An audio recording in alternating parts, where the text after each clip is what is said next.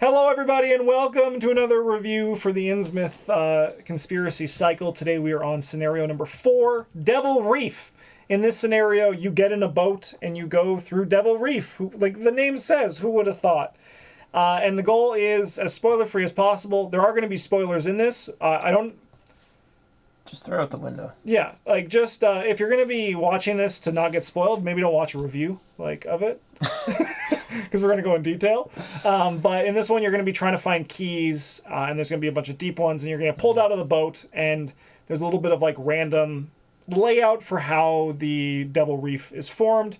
But it does feel, you really feel for me personally, this is when I started to feel the tidal tunnels bit, right? Where it's just okay. Oh, it's you again. Yeah, it's these guys. But why don't we start with theme? And I'm going to throw it to you first, Travis. What do you think of the theme of this one? Wow. It's a lot of pressure. It is. I believe in you, though. Okay, I believe. Okay. I like the theme on this one. You get to ride around in a boat, and then you go explore, the caverns that go under and kind of connect all the islands. Which is really cool. It is. Yeah, you're just exploring the islands, and, eventually the sea creatures around you get kind of upset, and there's some fishermen who are like, what are you doing out here? There's the big boss, the big octopus guy. Yeah. Yeah. And I like how they give you the option to just swim through the ocean. I was going to say the same thing, because I did it once as Silas, and it felt so cool. I was like, that's me swimming through the ocean. It's so action inefficient, which makes sense, right? The ocean's pretty big, Justin. It is. And I would give this one a nice solid 4 on the theme, I think. The tidal tunnels being reused yet again is a little bit of a sore spot, but in general, it's a good one. What about you, bro? What do you think about the theme of Devil Reef? Okay. What hits, what doesn't? So, I have decided that I am going to be rating this one from a standpoint of role-playing as Silas Marsh. Okay. Interesting. So the theme is going to be 2.5, because Silas is a sailor. Why is he so bad at the boat? Fixing the boat. Yeah. That doesn't make any sense. Daniela is? That actually is kind of a fair point to the theme fail. I understand it's the idea that you're smart, right? Yeah. Yeah, we get to retain a couple of points here because we do get to harpoon a giant sea beast, and that's pretty cool. Mm-hmm. But yeah, overall, just some nonsensical points. Yeah. But nice if that card was test book 3 or spend 2 actions or something like that. Yeah. Yeah. They had modal things for it. Why is it so easy to knock him out of the boat? To pull Silas out of the boat, yeah. He's got sea legs. I forgot who him was for a second. I was like, no, he's kind of top heavy. Yeah, because he's so ripped. He is so yoked. Yeah, because of that extra layer of skin buildup from all the burns he gets from never wearing a shirt. Yeah, sometimes he skips leg day, though. That's why he wears pants and not a shirt. Yeah. Could you imagine he just had tiny little stick legs? Chicken legs? Yeah. I think this one is pretty good for theme. I think the blind play of this one is really good. Yeah. I think the blind play of this one is a very fun scenario. You're in the caves. You're like, what's going to happen when I go check out this island? Oh my God, there's more caves. And then you're like, okay, so we need to grab some keys and come back here, and you kind of build the puzzle. The monster shows up halfway through. The theme on that's really cool. I like that you can get pulled out of the boat. I don't like that it is the people who you feel like could fix the boat can't. I think the double action would have been nice, right? Or even fuck it, just make it a triple action. Just be like, we really need to fix the boat. Let's just go, right? Mm-hmm. Because that does feel a little bit strange. I think for me, I'm gonna go 4. I think it is an above average thematically. I think it feels really cool, and I like it's a lot more slow too in comparison. Right after you come after In Too Deep, you go to this nice slow one. It is it has a really good pace to it too. Easy. Yeah, and you just feel like you're on the water, and it's just quiet and still, and then that's a deep one coming out. You got it. Yeah. Travis, I'll throw it back to you. What do you think of the fun for this one? Is it fun? Yeah. It is fun overall. It's a good scenario. I like it, but there are some aspects of it I think are not fun. What are those? Managing being in and out of the boat is a little bit tedious. Mm-hmm. Where you're I'm in the boat, and then they drive the boat, and then you're I can't get out of the boat this turn. Actually, that kind of is a big knock on the theme of it. Like, why? I mean, because that just reads game mechanic, right? Like, that's to make it paced the way it's paced. It's not super theme breaking. Yeah. Yeah. It's part of why it's a 4 and not a 5. That's right? fair. Yeah. Be like one person. As a general, you're gonna have one person whose job is to like drive the boat, and that's not a great place to be. Seeing the tile tunnels again is like so, and it can be a little bit frustrating to like, you go to the first location and then you go explore all the things, and they're like, come back with the red and the blue keys, and you're like, okay, and so you screw off to a different island, and then you go explore there, and they're like, you need to come back with the yellow and the red keys, and there's the green key here, and you're like, okay. Yeah, that has been annoying. Eats a lot of your actions. Again, it like kind of takes away from one person has to just drive the boat around. Yeah. I think this one at 3.5 though. I think overall it is good. It's a nice mix of combat and investigating and exploration, and I do enjoy this one when I play it. Yeah. What about you, Silas? Yeah, we're gonna give this one like a 4.5, maybe a 5. Oh, dude. Like we're just completely in our element. Here, I'll do this. There's so much water. Yeah, right. Yeah, there's just water everywhere. Oh my god, that's too big. I'm not doing that anymore. No, just move the text box, Justin. You did it for me last week. Yeah, but I'll do it for you, but not Silas. Yeah, that's pretty fair.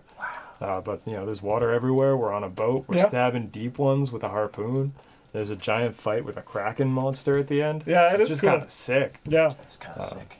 Personally, I don't like the ones with the tidal tunnels, but that's okay. I'm not Silas Marsh. So. Yeah, that's true. Yeah, this is Silas's opinion, not Bryn's. Yeah. I think this one has a little bit of tedium to it that makes me want to say a 3 for this. Because I think it's good. I think it's an above average scenario in terms of fun. But the boat moving is a little bit like clunky. The having to get the keys back and find the right places.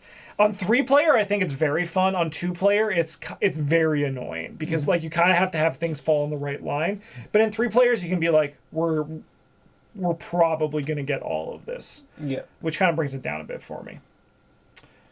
All right, Travis, back to you. We're on to difficulty. It's not like a super difficult scenario. As long as you're someone who is competent at killing monsters, who can deal with the big squid boy in some capacity. Yeah. There's like the randomness element, like I mentioned, and you also mentioned, where you just show up to the wrong island and you're like, oh, we have to go to like 3 other islands so we can come back to this one. That's a little frustrating sometimes, but overall I'd say it's probably like a 3. It's a difficult one to like do perfectly. Yeah. But there's not really any pressure to do it perfectly, Yeah, and then if you don't, it's just like, we didn't find the thing. Yeah, you're like, oh darn. Yeah. It's pretty whatever, it's and again, like even if you do, if your decks are efficient enough, it's not like Midnight Masks level of doing it perfectly. Yeah, definitely. So. Yeah, you can just like get lucky and just be like, let's go. Yeah. Like everything's perfect. What about you, Silas? Welcome back. So I think the difficulty on this one entirely like depends on what you consider to be a win. Like if we're saying get everything, do everything. Like this one's probably like a 4.5, maybe, because sometimes the islands are bad.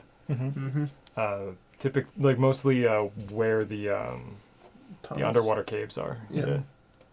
Because like if those are in good places, easy.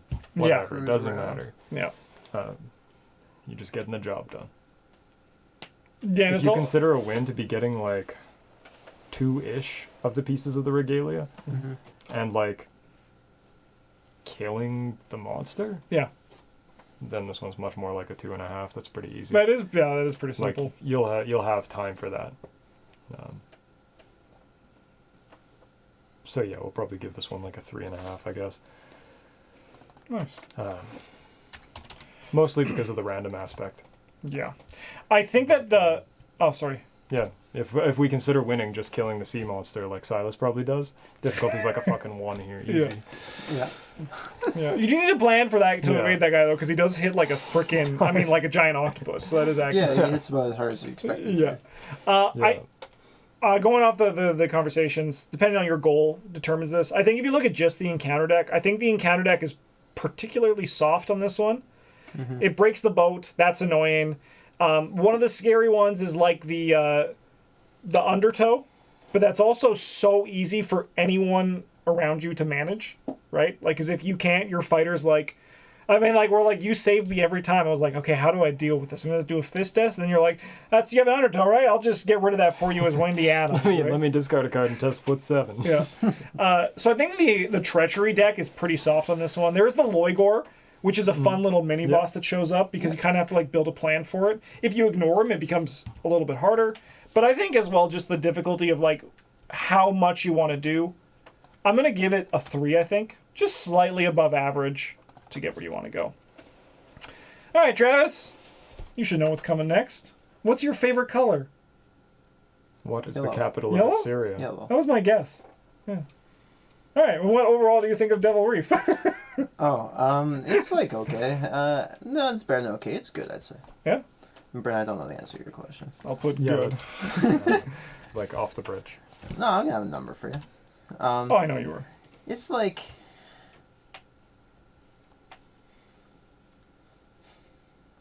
So it's good in the context of this campaign, but it's not like great in the context of the greater ARKHAM Yeah, that's fair. campaign, I think.